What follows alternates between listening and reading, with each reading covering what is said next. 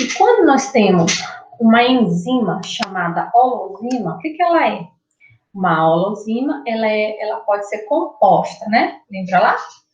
E aí, quando ela é composta, ela tem uma parte não proteica. O que é a parte não proteica? É a parte que não é formada por proteína ou cadeia de aminoácidos. E ela pode ser chamada de cofator, né, metálico ou coenzima. Esse cofator metal, ele normalmente, né, é formado por magnésio, por íons, né, inorgânicos. Por exemplo, magnésio, cálcio, zinco, potássio, sódio. E a gente tem essas coenzimas aqui, normalmente elas são orgânicas, não são chamadas de grupos prostéticos. O que são grupos prostéticos? São grupos que não são, que são orgânicos ligados a cadeias de proteína que formam as enzimas, e eles são fortemente ligados, né? São fortemente ligados à enzima. Por exemplo, podem ser as coenzimas chamadas de FAD, NAD. Quem são essas coenzimas FAD e NAD? São as coenzimas que são carregadoras de elétrons, e elas são muito importantes nos processos do ciclo de Krebs, presentes no ciclo da ureia, estão presentes na cadeia respiratória, que nós vamos ver mais à frente, né, que acontece dentro do interior da célula, no mitocôndria, né? Então, o que a gente vê? A coenzima, aqui, ó, são as enzimas que têm somente parte proteica, cadeias de aminoácidos ligados entre si, estrutura terciária quaternária. Holoenzima, a gente tem, além dos aminoácidos aqui ligados, a gente tem também associado a eles cofatores, pode ser metálicos, iometálicos, ou orgânicos, que são chamados de coenzimas, né? Então, normalmente, quando uma proteína, quando uma enzima, na verdade, precisa de um cofator, sem o cofator ela fica inativa. Quando a gente acrescenta o cofator, seja ele metal ou coenzima, ela passa a ficar ativa novamente para atuar nos substratos, né? Então, vamos só fazer um exemplo, um resumão, né? Então, a estrutura das enzimas. A estrutura enzimática, ela pode ser formada basicamente por proteína, né? As enzimas são formadas por proteínas, ou algumas as exceções são riboenzimas, que são formadas por RNA, né? Tem essas exceções aqui, ribosimas, que são formadas de RNA, mas normalmente as enzimas são formadas de proteína.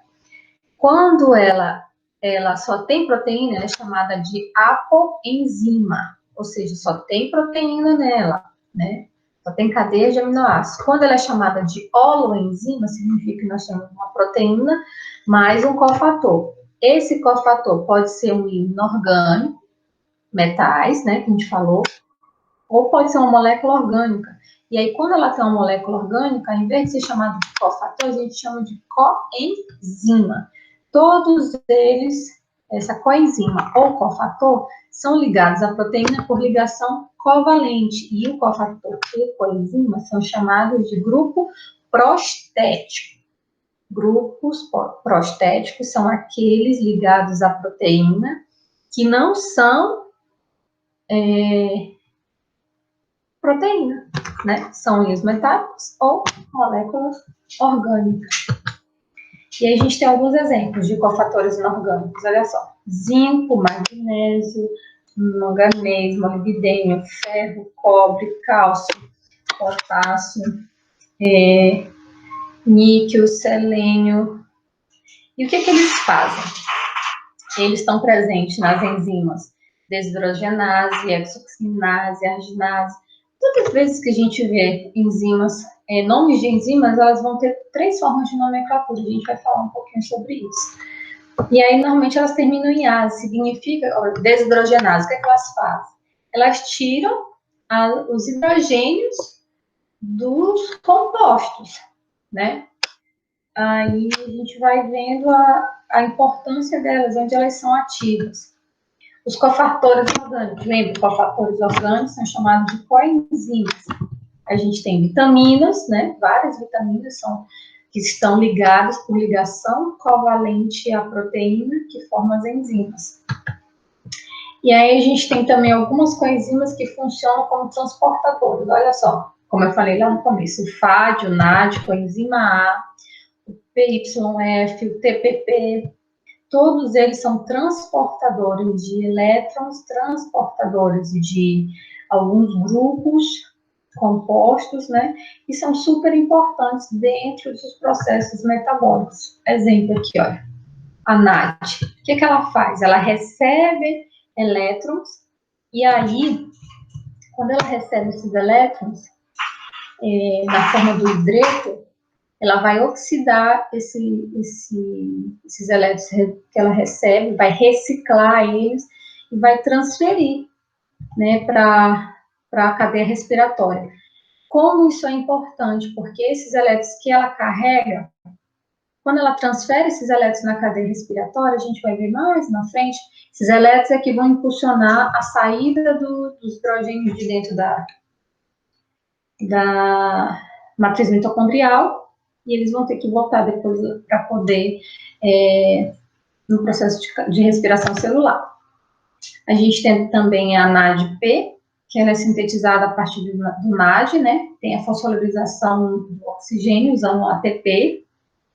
E a gente tem também FMN, que elas vão estar presentes aí, e também como aceitam elétrons substrato, também são conhecidas como carregadores de elétrons, né? Então, a gente tem a coenzima A, que está aí presente no metabolismo dos lipídios, né, das gorduras, dentro do ciclo de Krebs, como ela é importante. E a gente tem as principais características, né, das enzimas. O que elas apresentam? Elas apresentam um grande grau de especificidade, ou seja, cada enzima ela tem um substrato específico. As enzimas não vão ser abrangentes. Por exemplo, as enzimas presentes na nossa saliva, elas não vão degradar e realizar as quebras em todos os alimentos. A gente tem a amilase salivar. O que ela vai fazer? Ela vai somente começar a quebra do amido, aqui na nossa boca, quando a gente ingere, por exemplo, um pedaço de pão.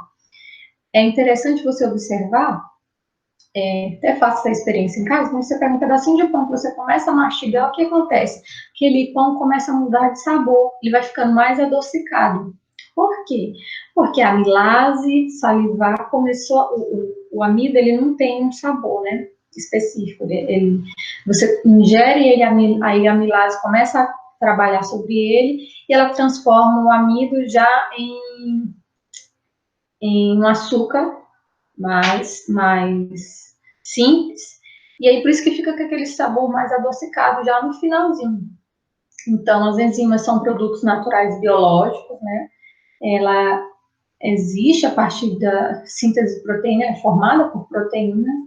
Ela nos garante reações mais baratas, energeticamente falando, né? Que se gasta menos energia, é mais segura e é muito melhor para o organismo, porque ela vai estar facilitando os processos metabólicos.